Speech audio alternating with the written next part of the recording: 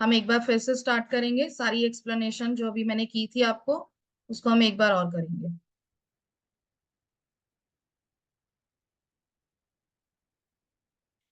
And आपको कोई भी डाउट्स हैं तो आप मुझे चैट में लिख कर दीजिएगा। ठीक है, एंड में मैं आपके डाउट्स लूंगी।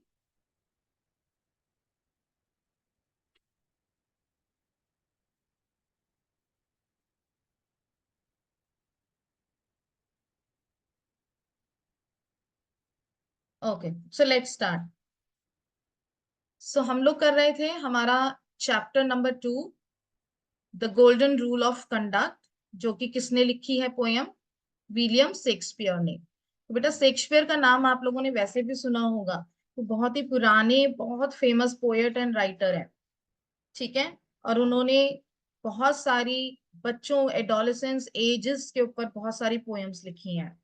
तो उनमें से एक पोयम हमारी ये भी है। सो जिन्होंने भी वर्ड मीनिंग जिनके छूट गए थे वो लोग प्लीज इसको लिख लीजिएगा, वर्ड मीनिंग्स को।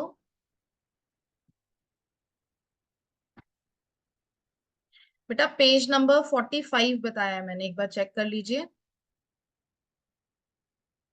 Page number 45। ठीक है, जिन्होंने भी पेज नंबर नहीं पता चला है मैंने उनको बताया अभी 45 है page number. Done, I think सभी लोग आ गए हैं अब। चलिए लेट्स स्टार्ट। सो यहाँ पर देखिए। ओके, सबका कैमरा ऑन रहना चाहिए। सब बच्चे अपना कैमरा ऑन रखेंगे, कोई भी लेटा हुआ नजर ना आए। सब बच्चे अपना कैमरा ऑन रखेंगे। गुड। ठीक है, प्रॉपर सिटिंग होनी चाहिए आप लोगों की। ग्रेट। तो बेटा आपको ये वर्ड मीनिंग साथ के साथ नोट करते रहने हैं। ठीक है, मैं फिर से एक बार स्टार्टिंग से ले रही हूँ ताकि आप लोगों को कंफ्यूजन ना हो। तो सबसे पहले मैं आपको बताती हूँ, जो भी हमारे बहुत ही पुराने पोएट्स हैं वो लोग यू योर इन चीजों के लिए एक अलग वर्ड यूज किया करते थे, जैसे कि दाए और दो। और हम आगे एक और वर्ड पढ़ेंगे दैट इज दी। ठीक है, तो ये वाली दोनों चीजें।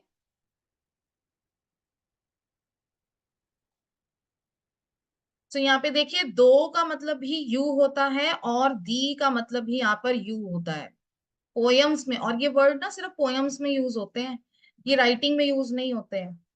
ठीक है, जो हमारे जो पोएट्स हैं वो सिर्फ पोयम में ही इसको यूज करते हैं। ठीक है जी, चलिए नेक्स्ट। अब मैं आपको ये पैराग्राफ, सॉरी अंश मैम आप यहाँ पढ़ा नहीं, मेरे को समझ नहीं आया अंश, आप दोबारा से चैट में लिखिए प्लीज। फाइन, तो हम शुरू से स्टार्ट कर रहे हैं अब। देखिए, तो शेक्सपियर एक बहुत ही फेमस शेक्सपियर का ना प्ले है।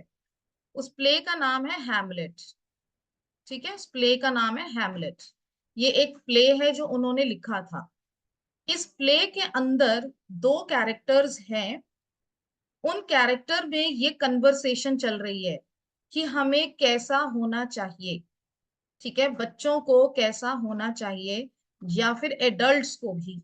वो जो कन्वर्सेशन है वो आपको पोयम की तरह यहाँ पर दी गई है। ठीक है, कि दो लोग आपस में क्या बात कर रहे हैं। तो वो क्या बात कर रहे हैं? Give thy thoughts to no tongue. No tongue मतलब आपको बोलना नहीं है, नो टॉक्स। ठीक है, इसका मतलब है नो टॉक्स। नो टंग मतलब नो टॉक्स, आपको बोलना नहीं है। क्या नहीं बोलना है? Your thoughts. दाई का मतलब क्या है? योर। तो जो आपके माइंड में है, जो थॉट्स हैं, वो आपको बोलनी नहीं है। स्पेशली वो थॉट्स जो क्या हो, वल्गर। वल्गर मतलब बुरी हो, ऐसी हो जो दूसरे को बुरा लग सके। ऐसी थॉट्स जो दूसरों के बारे में गलत चीजें रखती हो। ठीक है, ऐसी थॉट्स जिसको बोलने से दूसरे लोगों को बुरा लगेगा। तो ऐसी कोई भी थॉट्स आपके जो माइंड में है उन्हें हमें नहीं बोलना चाहिए, उन्हें हमें दूसरों को नहीं बताना चाहिए। कोई भी ऐसी थॉट जो अनप्रपोर्शनड हो, अनप्रपोर्शनड मतलब आधी अधूरी हो। ठीक है, जिसका अभी तक, जैसे हम कहते हैं ना चुगलियां करना। अभी चुगलियां करना क्या, आपने कोई बात किसी से सुनी, लेकिन आपने भी तो सुनी है ना किसी से, आपको कोई पता तो नहीं है कि ये पक्का है, श्योर है ना। तो ऐसे वाली थॉट्स जो आधी अधूरी हो, ये भी आपको नहीं बोलनी चाहिए। बी दाउ फेमिलियर, अगर इन केस बोलनी पड़े तो क्या ध्यान रखना है, नो मीन्स वल्गर। आपको ये ध्यान रखना है कि जो आपकी थॉट्स हैं वो बिल्कुल भी ऐसी ना हो जो दूसरे को बुरा लगे। तो ऐसे वाली थॉट्स को आपने कंट्रोल करना है, अपने माइंड तक रखना है। ठीक है, नेक्स्ट, अभी नेक्स्ट पेज पे चलते हैं। नेक्स्ट में आप ग्रेपल लिख लीजिए। तो ग्रेपल में क्या है, टेक अ फर्म होल्ड, मतलब जोर से पकड़ के रखना, अच्छे से होल्ड करना। ठीक है। अब पैराग्राफ क्या बोल रहा है, दोज फ्रेंड्स यानी कि वो वाले दोस्त, दाउ हास्ट। दक्ष, आप प्लीज उसमें चैट में लिखिए अगर आपको कोई भी कंसर्न है तो। ठीक है। दक्ष, अगर आवाज नहीं आ रही है तो फिर प्लीज आप अपना मोबाइल एक बार चेक कर लीजिए। आप लोगों को, बाकी लोगों को आवाज आ रही है, एक बार थम्स अप दीजिए। अगर आप लोगों को मेरी आवाज आ रही है तो थम्स अप दीजिए।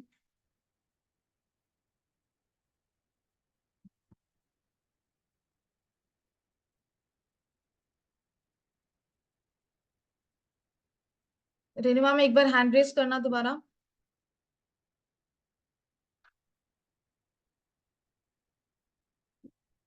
ओके, ठीक है बेटा, आ रही है आवाज। अंश, आवाज आ रही है बेटा, आप लोग प्लीज अपना एक बार चेक कर लीजिए फोन। बाकी लोगों को आवाज आ रही है, फोन चेक कीजिए। मयंक, चैट में लिखिए बेटा, मयंक चैट में लिखिए। अंश चैट में लिखिए।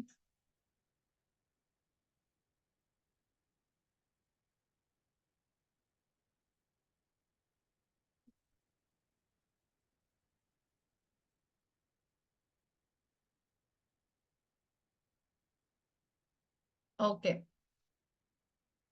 तो यहाँ पर हम क्या कह रहे हैं कि हमारे जो फ्रेंड्स हैं, हमारे जो दोस्त हैं, जो अच्छे वाले दोस्त हैं, ठीक है, उन अच्छे वाले दोस्तों को आपने पकड़ के रखना है। हाँ जी मयंक बोलिए। मयंक बोलो, मैंने आपको अनम्यूट किया है, अपने आप को अनम्यूट करो और बोलो। मैंने ये वाला टॉपिक समझ नहीं आया। आप अपने आप को अनम्यूट तो कीजिए। हाँ बेटा मयंक, आपकी सेटिंग नहीं हुई है, आपकी आवाज भी मेरे तक नहीं आ रही है। आपकी सेटिंग नहीं हो रखी है, इससे प्लीज आप अपने मोबाइल फोन से सेटिंग कर लीजिए। ठीक है। हम लोग पेज नंबर 45 कर रहे हैं।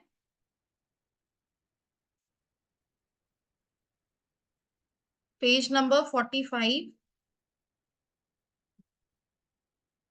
पोयम, ये कर रहे हैं हम लोग में। सो हमारे वो फ्रेंड्स जो कि बहुत अच्छे हैं, उन्हें हमें अडॉप्ट करना है। अडॉप्ट मतलब उन्हें हमें होल्ड करके रखना है, उन्हें हमें जाने नहीं देना है। जाने नहीं देना है का मतलब है उनसे लड़ाई झगड़ा नहीं करना है कि वो हमसे नाराज हो जाएं। ग्रेपल देम मतलब उनको हमेशा पकड़ के रखना है। To soul with hoops of steel, hoops of steel का मतलब है ऐसी चीजें जहां पर आपको, हुप्स ऑफ स्टील का मतलब क्या है कि जहां पर बेटा आप लोगों को अपने उन फ्रेंड्स की अच्छी अच्छी चीजें, हुप ऑफ स्टील मतलब अच्छी अच्छी चीजें, उनको हमेशा पकड़ के रखना है। But do not dull their palm with entertainment. But आपको ये चीज ध्यान रखनी है कि just for entertainment, just for खुशी के लिए, अच्छाई के लिए, आपको कभी भी ऐसा नहीं करना है कि आप न्यू हैज्ड, हैज्ड मतलब इमेच्योर, जो अभी तक समझदार नहीं हुए हैं। ठीक है। अनफ्लेज्ड, अनफ्लेज्ड मतलब भी सेम होता है। इमेच्योर, जो नॉलेज नहीं रखते, नॉट हैविंग नॉलेज, जिनमें कुछ खास नॉलेज नहीं होती, ऐसे दोस्त, कॉमरेड मतलब फ्रेंड्स, ऐसे दोस्त, इन दोस्तों के लिए आपको अपने अच्छे वाले दोस्तों को नहीं छोड़ना है, उन्हें प्रॉपर अपने साथ रखना है। ठीक है। अगले में देखो, दी, दी का मतलब होता है यू, मैंने अभी आपको बताया भी था। अब इसमें पोएट क्या बोल रहा है? पोएट आपको ये कह रहा है कि beware of entrance to the quarrel. Quarrel मतलब क्या? लड़ाई झगड़ा। ठीक है।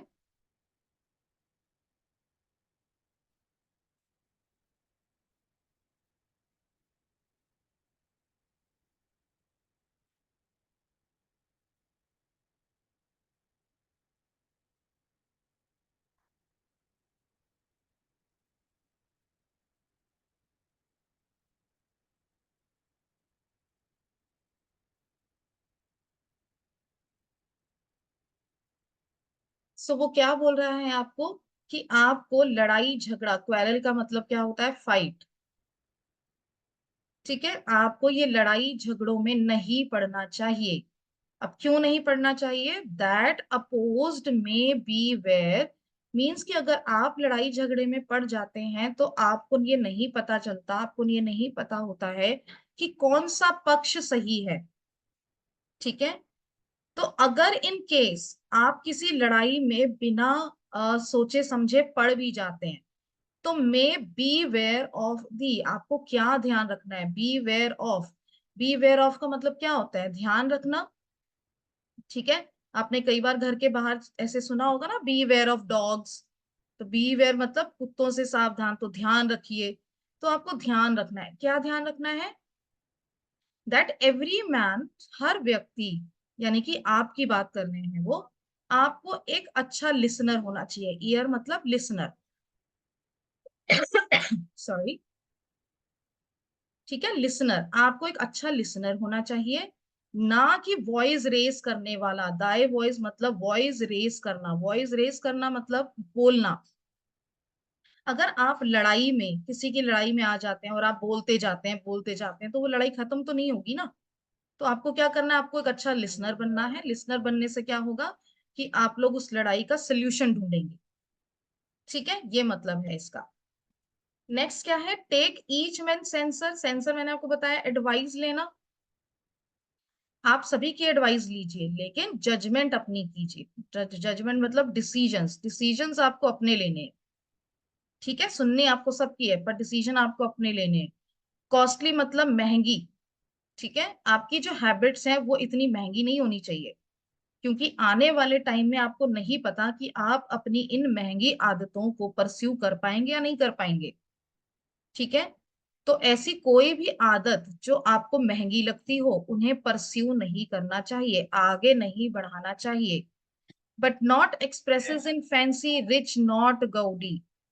वो भी किस लिए? कि जस्ट अब आप अपने आप को बहुत ही फैंसी दिखाना चाहते हैं, आप अपने आप को बहुत रिच दिखाना चाहते हैं, आप अपने आप को बहुत ही अट्रैक्टिव दिखाना चाहते हैं। बस ये सब चीजें दिखाने के लिए आप अपनी हैबिट्स को ऐसी मत बना दीजिए कि वो इतनी महंगी हो जाए कि वो आगे जाके आप उन चीजों को परस्यू ही ना कर पाए। ठीक है। मतलब आपकी हैबिट, आपकी आदतें आपके कंट्रोल में होनी चाहिए। Okay. Next, for the April. April का क्या मतलब होता है? अप्रैल का मतलब होता है क्लोथ्स, कपड़े। ओके, अप्रैल मतलब कपड़े। तो यहाँ पे गाउडी का मतलब, ठीक है, सॉरी, यहाँ पर आपका अप्रैल है, इसको अप्रैल की जगह ये वाला आप नोट करेंगे। अप्रैल मतलब क्लोथ्स। ठीक है, इसे आप नोट करेंगे। तो इसका क्या मीनिंग है अब इस पैराग्राफ का? कि person often show by his manner of dress. आप कैसे कपड़े पहनते हैं उसी से ही पता चलता है। अभी बेटा म्यूट, वो चैट में लिख दीजिए आपको जो बोलना है, फिर मैं एंड में आपसे पूछूंगी। चैट में लिख दीजिए अभी। तो आप कैसे कपड़े पहनते हैं ना, उसी से पता चल जाता है कि आप कैसे हैं। ठीक है। You often show by his the manner of the dress. क्या क्या पता चलता है आपके बारे में? कि आपका टेस्ट कैसा है, आप कैसे, किस तरीके से रहते हैं। The way cloth show the type of man the wearer is. Wearer का मतलब होता है पहनने वाला। ठीक है। तो इस लाइन का क्या मतलब है? For the apparel of proclaim the man. Man मतलब कोई भी व्यक्ति, उसके बारे में उसके पहने हुए कपड़ों से ही पता चल जाता है। जैसे, जैसे मतलब they in France of the best rank and station. जैसे फ्रांस में, क्योंकि मैंने आपको बताया ना ये एक प्ले में से उठाई है लाइंस, है ना। तो वो प्ले जो है वो फ्रांस के बारे में प्ले है, तो वो उसी तरीके से बात कर रहे हैं जैसे वो जो एक पर्सन है वो दूसरे पर्सन को कह रहा है कि जैसे देखो फ्रांस में जो लोग होते हैं वो किस तरीके से जब एक अच्छी रैंक वाली ड्रेस पहनते हैं, यूनिफॉर्म पहनते हैं, तो वो कितने स्मार्ट लगते हैं, और उनकी ड्रेस को देख के ये पता चल जाता है कि वो उनका जो पूरा फिजिकल है वो कितने डिसिप्लिन्ड लोग हैं, ये पता चल जाता है उन्हें देखकर। Are of the most select and generous chief in that, हमें क्या पता चलता है कि वो कितने ज्यादा डिसिप्लिन्ड हैं, कितने जेनरस हैं, जेनरस का मतलब होता है काइंड, कितने दयालु हैं। तो कैसे पता चलता है ये कि वो कितने अच्छे हैं? वो पता चलता है क्योंकि वो रैंक वाली ड्रेस मतलब यूनिफॉर्म वाली ड्रेस पहनते हैं। इसीलिए मैं कहता हूं कि जो आदमी, जो व्यक्ति अपने अच्छे से कपड़े पहनता है, उनके कपड़ों से ही पता चल जाता है कि वो कैसा है। ठीक है। Next is husbandry. हस्बेंड्री क्या होता है? खाने पीने के सामान को अच्छे से यूज करना, उसको कहते हैं हस्बेंड्री। आगे क्या बोल रहा है कि कभी भी नीदर बोरो, बोरो मतलब क्या होता है? उधार लेना, पता है ना सबको, बोरो मतलब उधार लेना। ठीक है। और लेंडर मतलब उधार देना। तो आपको कभी भी ना अपनी चीजें ना तो लेनी चाहिए किसी से, ना ही देनी चाहिए, ना ही उधार लो ना ही किसी को दो। क्योंकि इससे क्या होता है, अब यहाँ पे वो बेसिकली बात कर रहा है बेटा मनी की, पैसे की बात कर रहा है। वो क्या बोल रहा है कि अगर आपका बहुत अच्छा दोस्त है कोई, देखो यहाँ लिखा है ना फ्रेंड, अगर आपका एक बहुत अच्छा दोस्त है और अगर आपने उससे पैसे लिए हैं या उसने आपसे पैसे लिए हैं, और ना तो आप पैसे लौटा पा रहे हैं और ना ही वो पैसे लौटा पा रहे हैं, तो ऐसे में क्या होगा कि कभी ना कभी आपकी जो फ्रेंडशिप है वो खत्म हो सकती है, just because of money. Just because कि आप उसको या तो पैसे लौटा नहीं पा रहे हैं या फिर आप उससे पैसे ले नहीं पा रहे हैं। तो ना तो कभी पैसे उधार लो ना ही कभी पैसे उधार दो, क्योंकि इसकी वजह से क्या होता है, फ्रेंडशिप्स, जो अच्छे रिलेशंस होते हैं वो खराब हो सकते हैं। तो हमें क्या करना चाहिए? हमें ये करना चाहिए, द एज ऑफ हस्बेंड्री, हमें उतना ही अपनी आदतों को रखना चाहिए जितना हम अपने खाने पीने पे खर्च कर सके, बस उतना ही। हमें एक्स्ट्रा शौक नहीं पालने चाहिए कि आज मैंने, मेरे घर में सब्जी और रोटी बनी थी मैंने खा ली, पर अब मेरे को आज पिज्जा भी खाना है, पिज्जा खाने के लिए मेरे पास पैसे नहीं है, तो मैं उधार ले लूं किसी से। ठीक है, वो चीज हमें नहीं करनी है। क्लियर? ये आई होप आप लोगों ने ये लिख लिया होगा हस्बेंड्री का मीनिंग। ये वर्ड मीनिंग आप साथ के साथ लिखते जाएंगे। नेक्स्ट क्या बोल रहा है? This above all to thy own self be true. अब ये लास्ट लाइन है आपकी, 5 मिनट्स में ये खत्म हो जाएगी। यहाँ पे थाइन का मतलब योर्स। ठीक है, थाइन का मतलब योर्स। तो one should be true to their principle who they are. वो क्या बोल रहे हैं कि आपको अपने प्रिंसिपल्स, प्रिंसिपल्स का मतलब होता है कि आपको अपने रूल्स फॉलो करने चाहिए। हमें अपने लिए कुछ रूल्स बनाने चाहिए और उन रूल्स को हमें फॉलो करना चाहिए। And and it must follow as the night the day. और ये हमें हमेशा दिन रात ऐसे रूल्स फॉलो करने चाहिए। Thou canst not then be false to any man। और इस तरीके से हम क्या होंगे, अपने किसी भी दोस्तों से दगाबाजी या धोखेबाजी नहीं कर पाएंगे। One should be true to their principles, अपने हमें रूल्स बनाने चाहिए। They should not strive to please other, हमें दूसरों को इम्प्रेस करने की कोशिश नहीं करनी चाहिए। दैट दे बिलीव इन और act in the way that outside, क्योंकि हम अगर यही सोचते रहेंगे कि दूसरे हमारे बारे में क्या सोच रहे हैं और जस्ट उनकी सोच के अकॉर्डिंग हम अपने आप को बदलते रहेंगे, तो फिर वो भी काम नहीं करेगा। ठीक है, जैसे हमारा फ्रेंड सर्कल होता है, तो फ्रेंड सर्कल में हम एक दूसरे को कूल दिखाना चाहते हैं कि हम बड़े कूल हैं, हम बड़े अच्छे हैं। उसके लिए हम क्या करते हैं, अगर किसी ने अपने टीचर को इंसल्ट किया है तो हम भी इंसल्ट करेंगे, क्योंकि उसने इंसल्ट किया था ना टीचर को, तो बड़ा कूल लग रहा था, तो हम भी ये ट्राई कर लेते हैं एक बार। तो वो चीजें आपको नहीं करनी है। ठीक है। ये आपका पोयम पूरा यहाँ पे खत्म हो जाता है और ये समरी है अब आपकी। अब आपका जो होमवर्क रहेगा, वो होमवर्क क्या रहेगा कि आपको ये पीपीटी मैं आपको सेंड करूंगी, इस पूरी समरी को आपने अच्छे से पढ़ना है सभी बच्चों ने। पढ़ने के बाद आपको मैंने जितने भी वर्ड मीनिंग अभी बताए हैं वो वर्ड मीनिंग्स आपको नोटबुक में लिखने हैं, और जो आपकी बुक के वर्ड मीनिंग्स हैं वो भी आपको नोटबुक्स में लिखने हैं पहले। क्लियर? इसके अलावा मैं आपको इस चैप्टर के क्वेश्चन आंसर भेजूंगी, वो क्वेश्चन आंसर आपको करके रखनी है। ठीक है, ये आपका होमवर्क रहेगा, मैं होमवर्क आपको लिख के भेज दूंगी। किसी को कुछ पूछना है तो वो चैट में पूछ सकता है, बाकी लोग लीव कर सकते हैं क्योंकि 11 बजे आपकी दूसरी क्लास भी है। ठीक है, अगर किसी को पूछना है मुझे